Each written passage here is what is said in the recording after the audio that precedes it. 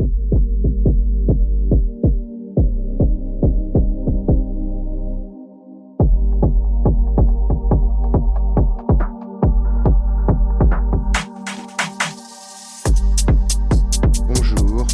et bienvenue dans Actu Crime, le podcast qui décrypte les faits divers les plus marquants. Aujourd'hui, je vous emmène dans la campagne anglaise un matin comme tant d'autres. La lumière grise filtre à travers les rideaux d'une petite maison posée au milieu des champs humides et des haies épaisses. Dans la cuisine, l'odeur du thé chaud se mêle à celle du pain grillé. Le silence n'est troublé que par le bruit lointain d'un tracteur ou le chant hésitant d'un marle. C'est dans cette atmosphère feutrée, presque immobile, que Gemma, une fillette brune au regard curieux, s'installe à table, encore engourdie par le sommeil. Sa mère, debout près de l'évier, verse de l'eau bouillante dans une tasse, les gestes précis, presque mécaniques. Le père, Richard, referme doucement la porte du salon, un journal sous le bras, pendant qu'un frère ou une sœur traîne encore dans le couloir, peinant à se réveiller. À première vue, rien ne distingue cette famille d'une autre. Les matins se ressemblent, rythmés par les mêmes habitudes, les mêmes petites disputes pour un bol de céréales ou une place près du radiateur. Gemma et son cadet grandissent dans cette routine, protégés par la régularité rassurante d'un foyer modeste. On ne manque de rien d'essentiel, même si l'argent ne coule pas à flot. Le père travaille beaucoup, souvent absent mais toujours attentif, tandis que la mère veille sur la maison, s'occupe des repas, des lessives, des devoirs. Une vie simple, sans éclat, où l'on pourrait croire que rien de grave ne peut arriver. Pourtant, sous cette surface paisible, quelque chose commence à se fissurer. Ce matin-là, la tension est presque imperceptible, mais elle s'insinue dans l'air, dans la façon dont la mère évite le regard de ses enfants, dans la crispation de ses mains sur la tasse brûlante. Depuis quelque temps, elle semble ailleurs, absorbée par des pensées qui la dérobent à sa famille. Les conversations se font plus rares, les gestes plus brusques, et l'atmosphère, sans qu'on sache vraiment pourquoi, se charge d'une inquiétude sourde. Gemma, du haut de ses 6 ou 7 ans, sent confusément que quelque chose a changé. Sa mère, autrefois chaleureuse, s'est refermée, comme si une ombre s'était posée sur elle. Les repas se déroulent dans un silence pesant, les éclats de rire se font rares, et même le père, d'ordinaire si patient, paraît désemparé. Personne ne met de mots sur ce malaise, mais chacun le ressent, à sa manière, dans la solitude de sa chambre, ou dans l'attente anxieuse d'un geste tendre qui ne vient plus. Puis, un jour, la rupture devient impossible à ignorer. La mère, épuisée, traverse une crise profonde, un effondrement dont les enfants ne comprennent pas la cause. Elle disparaît parfois plusieurs heures, revient agitée, les yeux brillants d'une ferveur étrange. Peu à peu, elle s'éloigne de tout ce qui faisait la stabilité du foyer, attirée par une communauté religieuse dont elle parle avec des mots nouveaux, des mots qui inquiètent. Les réunions se multiplient. Les discours deviennent plus radicaux. Et la maison, autrefois refuge, se transforme en un lieu d'angoisse. C'est l'entrée dans la secte qui marque la véritable bascule. La mère, désormais totalement absorbée par ce groupe, change radicalement. Elle impose à sa famille de nouvelles règles, des interdits, des rituels incompréhensibles pour les enfants. Les punitions deviennent fréquentes. La violence s'invite dans le quotidien, d'abord sous forme de cris, puis de gestes. Les enfants, Gemma et son frère ou sa sœur, découvrent la peur, l'humiliation, l'isolement. Ils sont enfermés dans leur chambre, privés de repas, parfois battus sans raison apparente. Le père, Richard, tente d'intervenir, de ramener sa femme à la raison, mais il se heurte à un mur. Lui aussi subit la colère, l'incompréhension, la violence. La maison, jadis vivante, se referme sur elle-même. Les volets restent clos, les voisins s'éloignent, et la famille s'enfonce dans une solitude de plus en plus oppressante. Gemma, qui n'est encore qu'une enfant, apprend à se taire, à se faire oublier, à survivre dans un univers où l'amour maternel s'est mué en menace. Les jours s'étirent, semblables et terrifiants, rythmés par l'attente, la crainte d'un éclat de voix, d'un geste brutal. Richard, impuissant, finit par céder. Après 2 années de cette vie brisée, il prend la décision de partir, d'arracher ses enfants à ce foyer devenu dangereux. Gemma, son frère ou sa sœur, quittent la maison maternelle, marquée à jamais par ces années de peur et de silence. Mais même loin de cette mère transformée, la blessure reste vive, inscrite dans la mémoire, dans le corps, dans le regard de l'enfant qui, désormais, avance seule, portant avec elle le poids d'une enfance fracassée. C'est sur cette note de tension, alors que la famille vole en éclats et que Gemma quitte ce foyer brisé, que nous laissons pour l'instant notre récit à l'orée d'une adolescence où les obsessions et les ténèbres ne feront que grandir. Après l'exil forcé loin de la mer, la vie de Gemma prend un tournant étrange, presque imperceptible au début, mais qui va au fil des mois dessiner les contours d'une adolescence hors norme. Installée chez son père, Richard, dans une maison modeste d'une petite ville anglaise, elle tente de retrouver une forme de stabilité. Mais le quotidien, malgré ses apparences rassurantes, ne parvient pas à effacer les cicatrices de l'enfance. Les journées s'étirent, rythmées par les horaires scolaires, les repas pris en silence, les devoirs faits à la table du salon, sous le regard fatigué d'un père qui, lui aussi, porte le poids de ce passé récent, sans vraiment savoir comment en parler. C'est à cette époque que Nena, la nouvelle compagne de Richard, fait son entrée dans la vie de Gemma.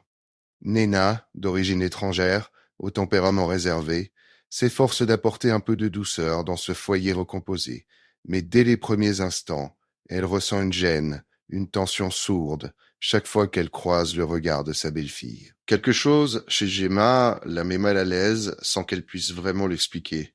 Peut-être est-ce ce silence obstiné, cette façon de s'isoler dans sa chambre, ou bien ces centres d'intérêt qui, peu à peu, prennent une tournure inquiétante. Car Gemma, désormais adolescente, ne ressemble pas aux autres jeunes filles de son âge.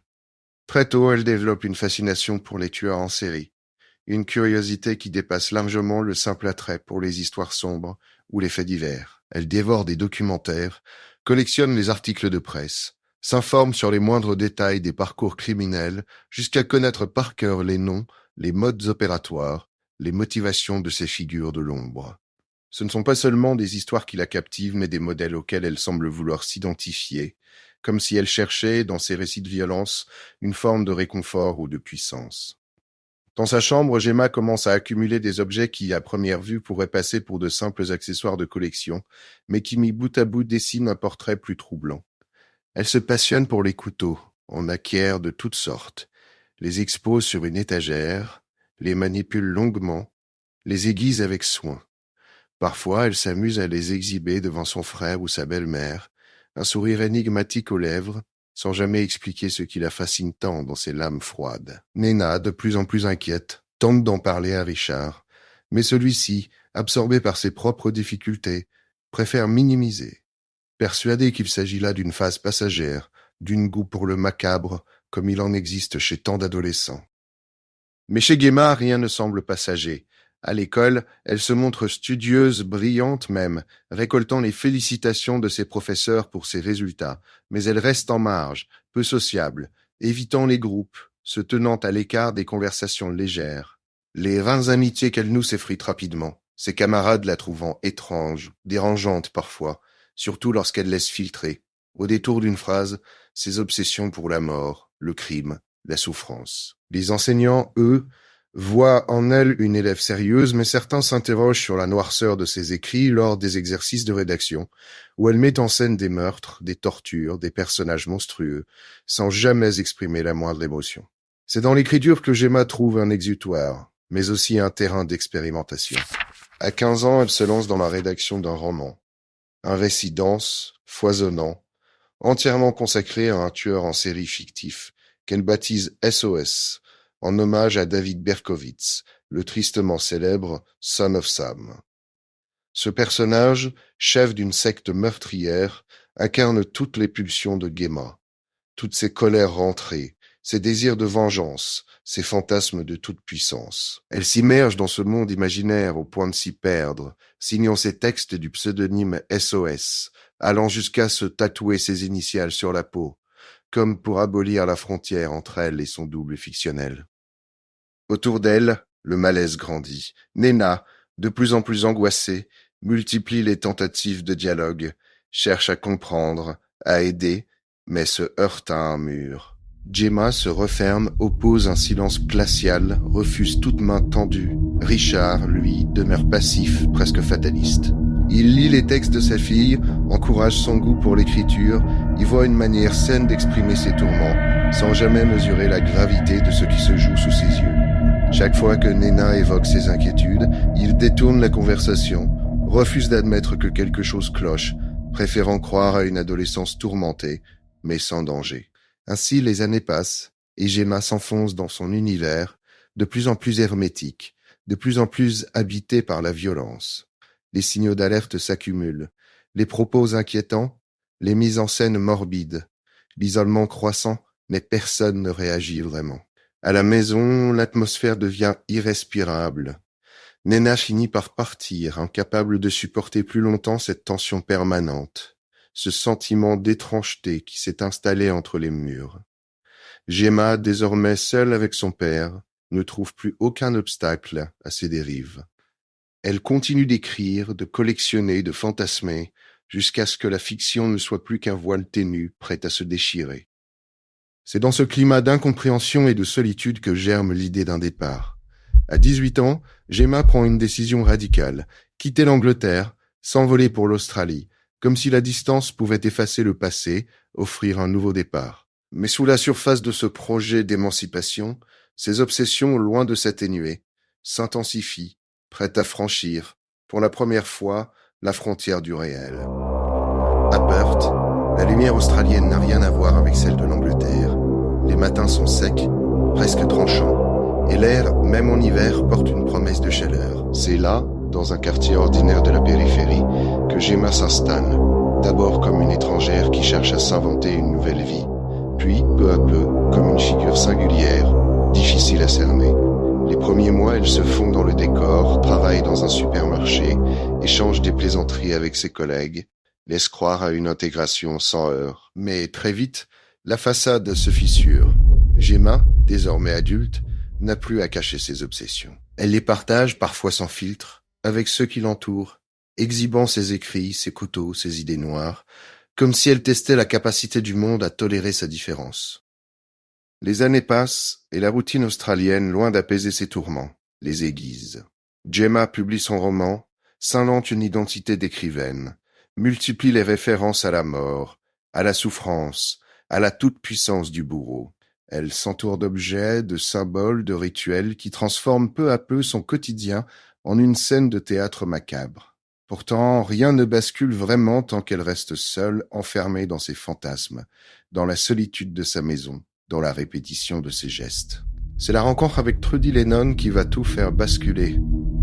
Trudy, à 42 ans, porte sur elle les marques d'une vie cabossée, mère célibataire de 3 enfants. Elle traverse une période de crise, rupture amoureuse, difficultés financières, peur de perdre son logement. Elle fréquente la communauté BDSM de Perth, y trouve une forme de reconnaissance, un espace où sa vulnérabilité devient une force, où la douleur et la soumission se transforment en jeu, en pacte, en langage secret. Dans ce milieu, elle se fait appeler Corvina, collectionne les tatouages comme autant de souvenirs de ses anciens partenaires dominants, s'accroche à ses signes d'appartenance comme à des talismans. Lorsque Trudy croise la route de Gemma, l'alchimie est immédiate. Les deux femmes se reconnaissent, se cherchent, se trouvent, chacune apportant à l'autre ce qui lui manque.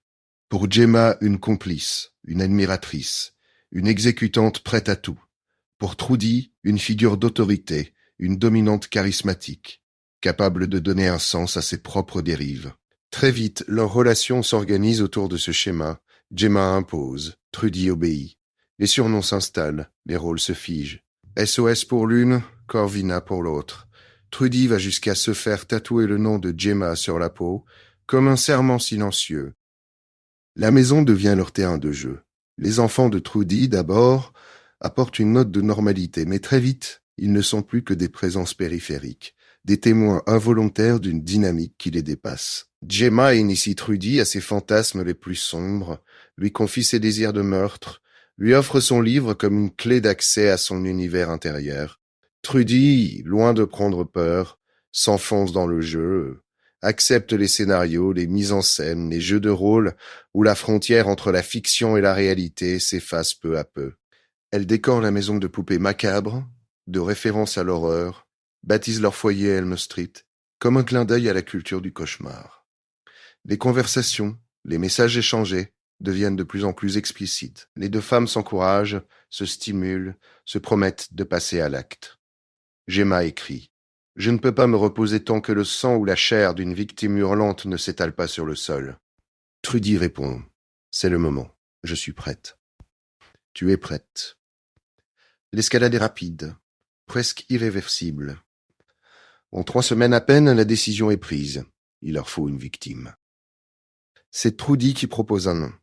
Aaron, un jeune homme de 18 ans, autiste, passionné d'informatique, ami de son propre fils, voisin de longue date. Aaron qui a grandi sous les yeux de Trudy qui lui fait confiance, qui n'imagine pas une seconde le piège qui se referme sur lui. Gemma, galvanisée par cette suggestion, se lance dans une planification méthodique. Elle dresse une liste de tortures, classe les méthodes par ordre alphabétique, rêve d'une salle dédiée à l'exécution de ses fantasmes. La maison se transforme. Dans une pièce, elle tente des bâches en plastique bleu, installe un lit d'hôpital, rassemble scalpel, scie, couteau, instruments de chirurgie. Un placard métallique rouge trône dans un coin, prêt à accueillir les outils du supplice. Elles achètent de l'acide, du ciment, un grand tonneau, testent la dissolution de la chair sur un morceau de viande, s'assurent que tout est prêt pour effacer les traces. Les achats s'enchaînent, les visites dans les magasins de bricolage sont filmées par les caméras de surveillance, mais rien ne vient interrompre leur progression. Le jour du crime, tout semble d'une banalité désarmante. Aaron reçoit un appel de Trudy qui lui demande de venir installer un logiciel sur l'ordinateur de son fils. Il accepte sans méfiance, heureux de rendre service à une famille qu'il connaît depuis l'enfance. Il arrive, un iPad sous le bras, entre dans la maison, s'assoit devant l'écran, boit un café. Trudy s'éclipse, revient avec un couteau. Gemma surgit, passe un fil métallique autour du cou d'Aaron, tente de l'étrangler. Mais Aaron se débat, mort, lutte de toutes ses forces. Le fil casse, la panique s'installe. Trudy plaque Aaron au sol. Gemma s'empare du couteau, frappe, encore et encore. Les coups pleuvent. Aaron tente de se protéger, ses mains sont lacérées, mais la violence ne faiblit pas. 3 coups décisifs, 2 dans le cou, 1 dans la poitrine. Aaron s'effondre. La vie s'échappe et le silence retombe, lourd, irréel. Il n'y a pas de triomphe, pas de jubilation, seulement la stupeur, la déception même, car le meurtre n'a pas ressemblé au fantasme. Gemma frustrée, regrette de ne pas avoir pu prolonger la souffrance, de ne pas avoir pu mettre en œuvre toutes les tortures minutieusement planifiées. Le temps presse, les enfants de Trudy vont bientôt rentrer de l'école. Les 2 femmes déplacent le corps, creusent à la hâte une tombe dans le jardin, recouvrent la terre de dalles rouges, de béton, effaçant les traces, croyant effacer la réalité même de ce qu'elles viennent de commettre. Lorsque le soir tombe, la maison retrouve son apparence ordinaire. Les enfants entrent, ignorant de tout, participent même, sans le savoir, à la dissimulation du crime. Gemma et Trudy, elles, goûtent à un sentiment d'impunité, persuadées d'avoir franchi la frontière, d'avoir accompli l'irréparable sans être inquiétées. Dans l'ombre, pourtant, la mécanique de l'enquête commence à se mettre en marche, mais pour l'instant, rien ne vient troubler leur certitude d'avoir échappé à toute sanction. Lorsque la nuit s'est installée sur Perth, ce soir-là, rien ne laissait présager le gouffre dans lequel allaient sombrer les proches d'Aaron. Le lendemain matin, l'absence du jeune homme commence à inquiéter. Adrien, chez qui il logeait, remarque d'abord que la chambre est restée vide, que le lit n'a pas été défait, que le téléphone d'Aaron ne répond plus, ce qui, pour lui, n'arrive jamais. D'habitude, Aaron prévient toujours, même pour un simple retard. Il n'est pas du genre à disparaître sans laisser de traces, à inquiéter ceux qui tiennent à lui. Alors, très vite, l'inquiétude se propage, d'abord comme une rumeur sourde, puis comme une angoisse qui ne lâche plus. Des heures passent, les appels restent sans réponse et la certitude s'installe. Quelque chose ne va pas. C'est dans cette atmosphère suspendue, faite d'attente et de peur, que la disparition d'Aaron est signalée à la police. Les premiers jours, les enquêteurs avancent à tâtons, confrontés à un mystère sans indice apparent. Aaron n'a pas d'ennemis, il n'a pas de dette, il n'est pas du genre à fuguer. On interroge ses amis, sa famille, on fouille ses habitudes, ses derniers messages, mais rien ne permet de comprendre ce qui a pu se passer. Les proches, eux, oscillent entre l'espoir et la terreur, se raccrochent à l'idée d'un malentendu, d'un accident, tout en sentant, au fond d'eux, que l'absence d'Aaron est le signe d'un drame. Pendant 5 jours, le silence s'épaissit. Gemma et Trudy, de leur côté, poursuivent leur routine, convaincus d'avoir effacé toute trace, persuadés que le crime restera enseveli sous les dalles rouges du jardin. Gemma, même, se permet de fanfaronner, de laisser filtrer des confidences troubles à ses collègues, comme si l'impunité la grisait, comme si elle cherchait à inscrire son acte dans une légende personnelle. Mais c'est précisément cette arrogance qui va précipiter leur chute. Un collègue, troublé par les propos de Gemma, finit par alerter la police. Ce geste simple, presque anodin, va tout faire basculer. Les enquêteurs, désormais munis d'un témoignage concret, se rendent chez Gemma. La maison, à première vue, n'a rien d'inhabituel. Gemma les accueille, leur fait visiter le jardin, exhibe même les travaux récents, les fameuses dalles rouges, comme si elle voulait défier le regard des policiers. Mais derrière cette assurance, quelque chose cloche. Les enquêteurs sentent que la scène est trop parfaite, que l'histoire racontée ne colle pas avec la disparition d'Owen. Ils décident de revenir, cette fois avec un mandat de perquisition. Le lendemain, la fouille commence, méthodique, silencieuse. Les policiers soulèvent les dalles, creusent la terre, et très vite, la vérité affleure. Sous la couche de béton, ils découvrent le corps d'Aaron, enseveli à la hâte, dissimulé comme un secret honteux. La brutalité du geste, la froideur de la dissimulation, tout cela glace les enquêteurs, mais ce n'est pas tout. À l'intérieur de la maison, ils tombent sur la salle de torture. Cette pièce tapissée de plastique bleu, équipée d'un lit d'hôpital, d'outils chirurgicaux, de couteaux, de scies, de scalpels, de listes manuscrites, détaillant les supplices envisagés. Le décor d'un réalisme morbide laisse peu de place au doute. Ici, la frontière entre le fantasme et l'horreur a été franchie. Les preuves s'accumulent. Les caméras de surveillance ont tout enregistré. L'arrivée d'Aaron, les allées et venues de Trudy, les gestes préparatoires, les messages échangés entre Gemma et Trudy, retrouvés sur leurs téléphones et leurs réseaux sociaux, révèlent la préméditation, la jubilation, l'absence totale de remords. Les policiers comprennent alors qu'ils n'ont pas affaire à un crime passionnel ou à un dérapage, mais à une mise en scène froide, méthodique, nourrie par des années d'obsession et de complicité toxique. L'arrestation des 2 femmes est immédiate. L'enquête, désormais publique, bouleverse la communauté. À Perth, l'incompréhension domine. Comment une telle violence a-t-elle pu éclore dans un quartier ordinaire, au sein d'une maison où vivaient aussi des enfants? Les médias s'emparent de l'affaire. Les détails du crime circulent. Chacun tente de reconstituer le puzzle, de comprendre ce qui a pu mener à une telle dérive. Au procès, 1 an plus tard, Gemma et Trudy se renvoient la responsabilité, chacune accusant l'autre d'avoir porté le coup fatal, d'avoir entraîné l'autre dans la folie. Les avocats tentent de plaider la manipulation, la soumission, l'emprise psychologique, mais les éléments matériels sont accablants. Les juges, confrontés à la froideur des faits, à la minutie de la préparation, à la cruauté du scénario, ne peuvent que conclure à la culpabilité partagée. Les 2 femmes sont condamnées à la prison à vie, avec une période de sûreté exceptionnelle, l'une des plus longues jamais prononcées en Australie occidentale. Mais au-delà des barreaux, la question des responsabilités ne s'arrête pas là. Car si Gemma et Trudy ont agi, si elles ont franchi la limite, c'est aussi dans un environnement où tant de signaux ont été ignorés. L'entourage de Gemma, son père Richard, si longtemps passif, a préféré détourner le regard, minimiser les alertes, croire à une phase passagère.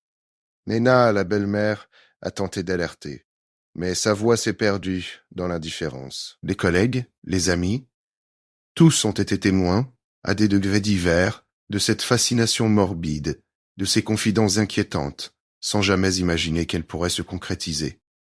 La société, elle aussi, a laissé faire, tolérant l'excentricité, la différence, sans mesurer le danger. Trudy, de son côté, incarne une autre forme de vulnérabilité. Fragilisée par la solitude, la précarité et la quête d'appartenance, elle s'est laissée entraîner, fascinée par la force de Gemma, incapable de s'extraire d'une emprise qui la dépassait. Son geste, celui de désigner Aaron, un jeune homme qu'elle connaissait depuis l'enfance, ami de son propre fils, reste l'un des aspects les plus incompréhensibles et les plus déchirants de cette histoire. Et puis il y a Aaron. Aaron, dont la vie s'est arrêtée brutalement à 18 ans, alors qu'il rêvait simplement de voyages, de jeux vidéo, de découvertes, d'amitié sincère. À Aaron, dont la gentillesse, la confiance, la naïveté même ont été trahis par ceux en qui il voyait des amis, des adultes de confiance. Sa disparition laisse un vide immense, une blessure qui ne se refermera jamais pour ses proches. On se souviendra de lui comme d'un jeune homme lumineux, passionné, généreux, qui n'aspirait qu'à vivre pleinement, à aimer, à apprendre, à s'émerveiller du monde. Ce drame, au-delà de l'horreur, interroge notre capacité à voir, à entendre, à protéger les plus vulnérables, à prendre au sérieux les signaux faibles, à ne pas céder à la facilité du silence ou du déni. Il rappelle aussi, tragiquement, que la fascination du mal, lorsqu'elle n'est pas contenue, peut finir par engloutir tout ce qui l'entoure. Merci de nous avoir écoutés. On se retrouve très bientôt pour un nouvel épisode d'Actu Crime.